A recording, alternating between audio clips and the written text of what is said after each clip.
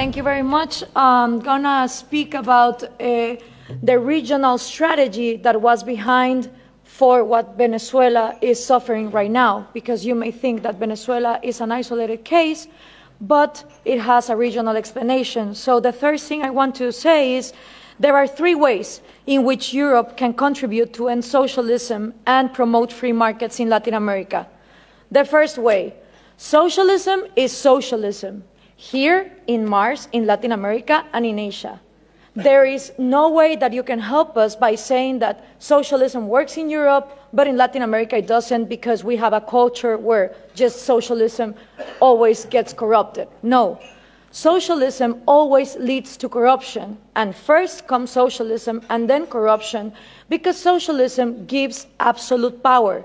And what happens with absolute power? Well, absolute corruption.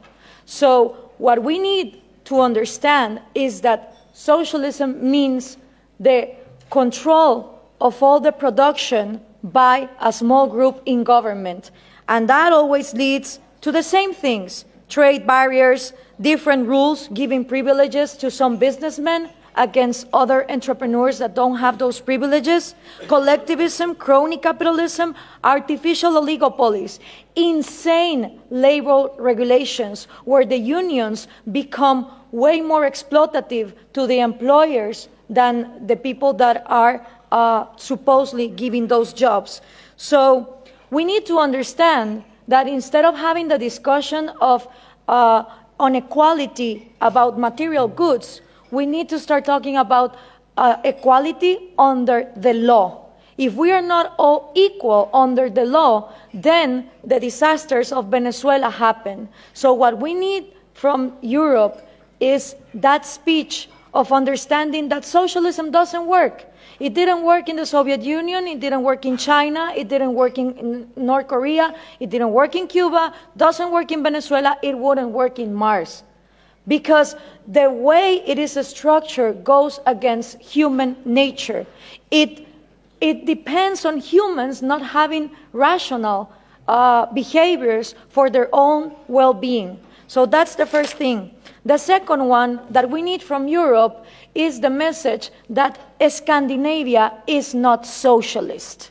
It is insane that these dictators like Hugo Chavez, Nicolás Maduro, Rafael Correa, Mujica, Lula da Silva, the Kirchners, they all portray Norway, Finland, Denmark, Sweden as the socialist paradise. And the worst thing of all is that if you ask 10 Latin American young people if Scandinavia is socialist, 9 of them will say you yes. And there are a lot of things that we should copy from Scandinavia, but socialism is not one of them. Scandinavia is always ranking on the top of the Index of Economic Freedom and Human Liberty that the Cato Institute is now measuring. So if there's one thing that we should copy from Scandinavia is property rights. It would be absolutely out of this planet to think that a Swedish major will wake up one morning and say, expropriate, nationalize your house. That just doesn't happen. So it is absolutely absurd that countries in Latin America that are in the low ranking of economic freedom portray Scandinavia as examples of socialism. But you know why this happens? Because the mixing of information also comes from Europe. Why? Because there's also this obsession with giving us aid instead of giving us trade. And the thing with foreign aid coming from Europe is that it finances the Marxist ideas, the NGOs that are against free market and that are against property rights. Let me give you an example.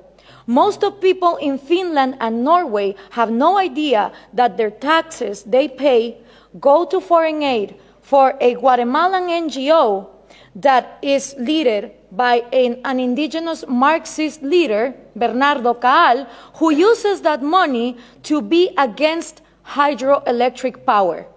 Being Norway one of the countries #1 in hydroelectric power, where no one would think to close down a hydroelectric industry, they give tax-paying money to people in Guatemala that close down hydroelectric power.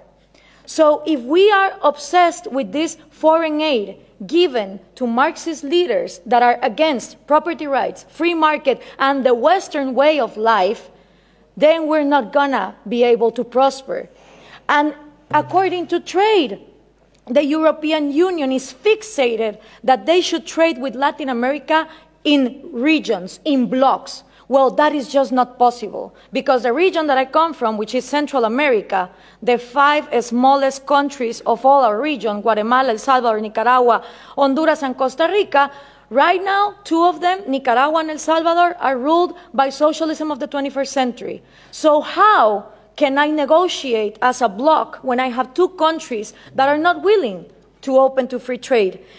And for these 3 ways to work, you need to understand something about Latin America. I had 2 slides, 2 pictures, if we could put them on, please. The first thing is Latin America has always been ruled by dictators. Then Fidel Castro comes in, and he is successful in making a Marxist guerrilla. In the moment that Castro comes in and he makes a Marxist guerrilla, all the countries in Latin America start copying and pasting that model. You had Marxist guerrillas everywhere, Guatemala, Nicaragua, Peru, trying to do the same thing as Castro, financed by the Soviet Union and with the intelligence of Cuba. 1989 comes, the Soviet Union collapses, and the left Marxist wing of Latin America, the socialist sectors, they are in trouble, because now they don't have the money of the Soviet Union to keep on going with these violent guerrillas, but they still want to come to power. So what do? Well, Fidel Castro gathers together with Lula da Silva, and they form the first Forum of Sao Paulo.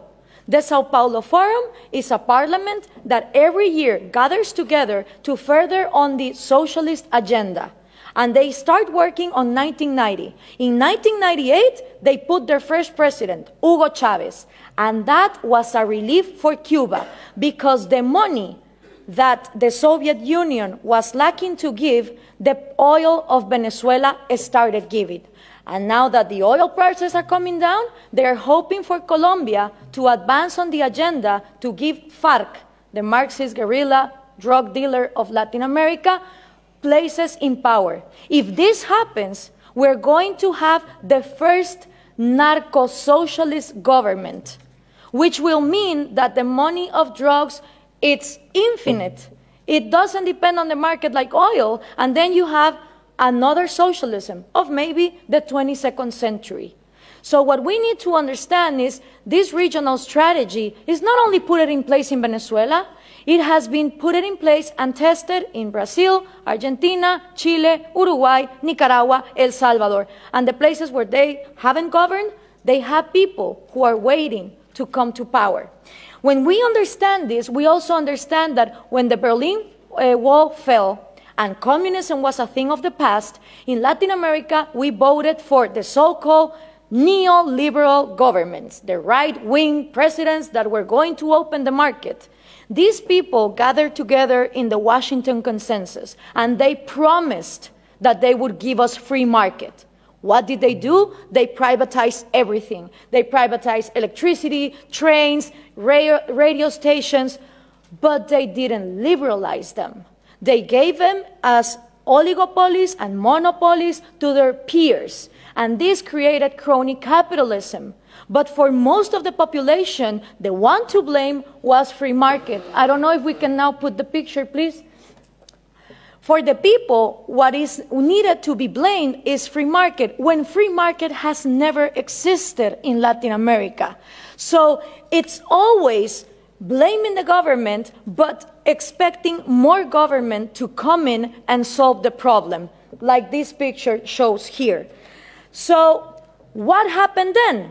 People started voting for socialism of the 21st century because they were going to, fix the mess that this crony capitalists did in the 90s. Venezuela was going to be the promised land.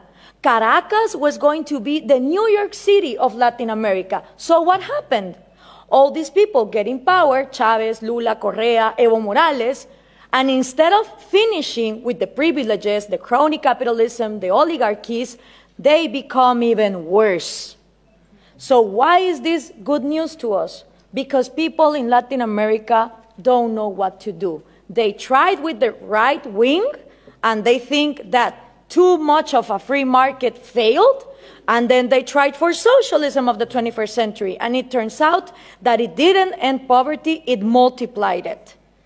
So right now, it's a great and excellent opportunity for people like us, for people who really defend liberties and freedom, not only economic liberties, but also individual liberties. Because in a moment where there is frustration to the left and to the right, and everything has been tried, and all of them are statists who want to control the economy, is great news for people like us who want to defend freedom. The examples given here from different regions of the planet demonstrate that freedom works.